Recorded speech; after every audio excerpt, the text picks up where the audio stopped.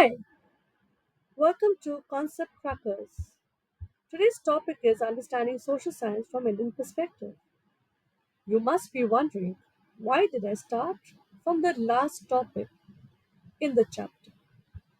To understand India is not easy, as it's unique and has vast history, sharing its borders with other Asian countries. It's a bit of a huge topic to discuss, and as we go forward, you will understand each layer. It's all about how a country's own history and culture shapes how it sees itself. Let's dive in, okay, and ask this big question. The question was pretty simple, but it's deep. Why doesn't a society look the same everywhere? I mean, think about it. The law, the food, the culture, looks all different. That's because every single society has its unique fingerprint. So, what makes it so different? That's the puzzle that we are going to solve today.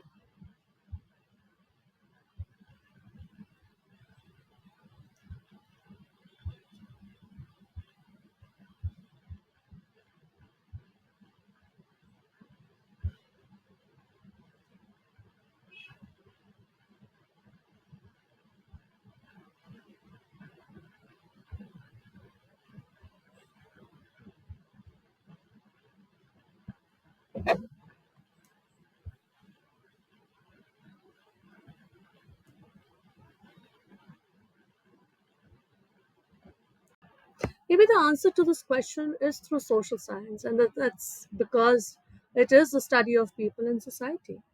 And here we are looking at one of the biggest democracy, one of the biggest countries, that is India, and we look at it through their perspective and understand what is different about this country that we call India. Today's topic, we will be dividing it into four parts. The first, why perspective matters. The second, we'll focus on India's lens. Third, India's lens is being divided into two parts again, which is diversity, and the fourth would be secularism. And fifth would be, of course, the key takeaways.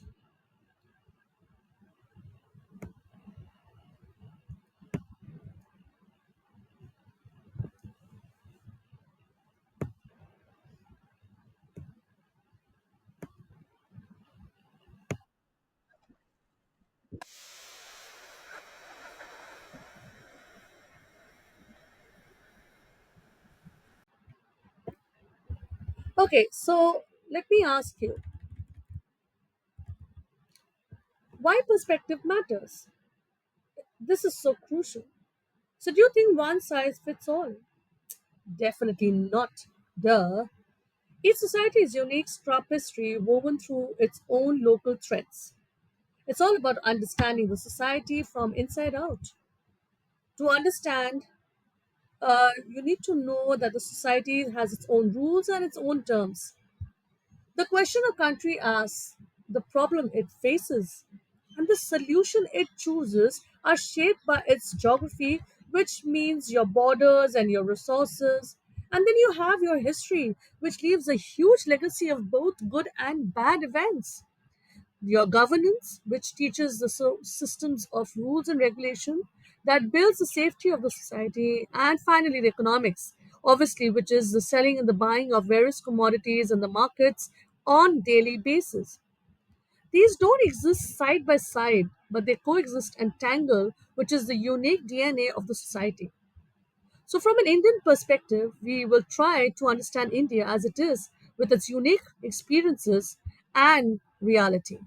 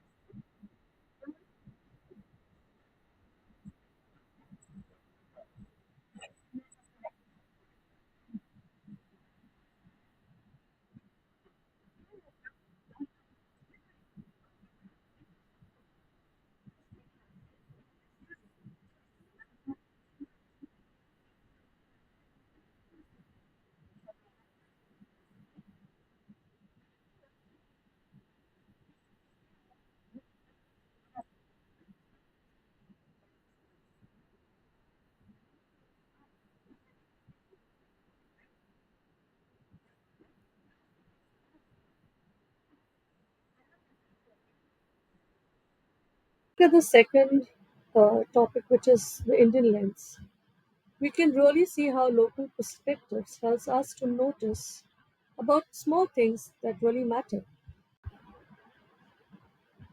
By looking through an Indian's lens, it's very important for us to know what we are looking at. The goal here is to understand what India is as a country, how it functions on its own terms and its own rules and regulations, how it solves problems and creates solutions. Into diversity as our first very topic. India is often described as plural and diverse, but diversity is not only a description of culture, it also shapes questions of language policy, access to public services, employment, and representation. In many places, people of different communities live side by side and share common facilities. In other places, differences can become reasons for prejudice and exclusion. A grounded understanding of India therefore involves recognizing diversity while also examining how equality and dignity can be protected in a daily life and in public systems. This is where the rubber meets the road. Diversity shapes policies in a huge way. We're talking about really practical stuff, like which language is to be printed on the rupee, or making sure that everyone gets to the hospital no matter what community or caste you belong, how to handle employment, and what people are representing their government. These questions shapes are looking at India as a diverse culture. And here we look at each one's sentiments and we don't wish to hurt them. It brings us to the two faces of diversity. One side, you have harmony, where people live together in peace, irrespective of the caste, religion, and belief. But there's another side where the exact same differences can turn into exclusion and prejudices. This is not an abstract idea. There are places that are super harmonious and carefree, and some that also have a lot of tension and chaos. Now let's look at the fourth point, the Indian secularism as it often discussed as distinctive. It was built to address nations' unique circumstances. It becomes important when we examine questions such as minority rights, public order, and equality before the law. Indian model was not copied from somewhere else, but was built through its own unique ground up.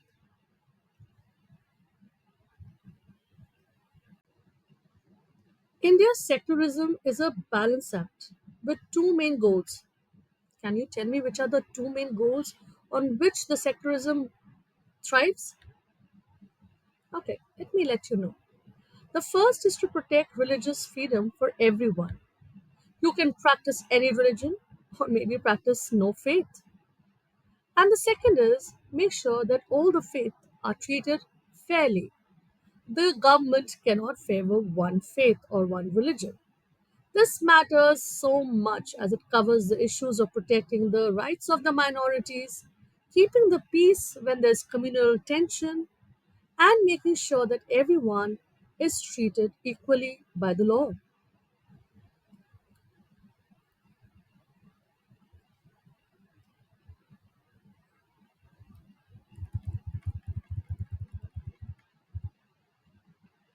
Okay, this has to be deleted.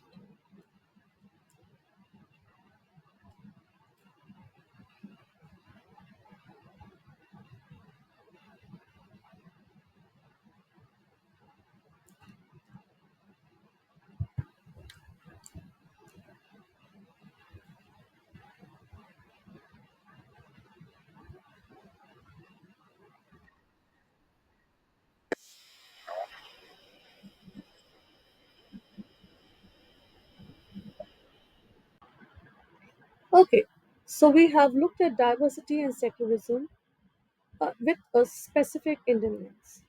Now let's pull back at the takeaways and why this perspective matters to you no matter where you live. There's a quote that sums up the whole perspective perfectly. We try to understand India as it is with its unique experience and realities. And it's there, right there. To understand any society, we need to understand the question it asks itself. Forget about the answer for a second. What are the fundamental problems a society is trying to solve? What are the big conversations and arguments they are having? Okay, so this is what we are at the end of, and I'm going to ask you a very important question before I leave,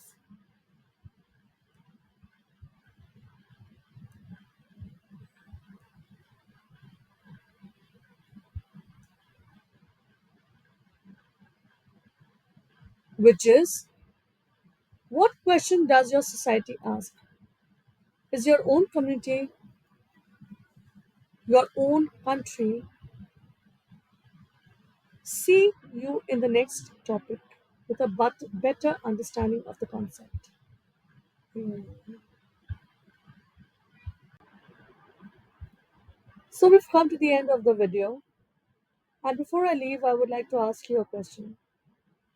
What question does your society ask? The community that you live in, or the country that you stay in? I hope to see you for the next video, and I'm able to make you understand your concepts better. Don't forget to subscribe and hit the like button. Take care and bye.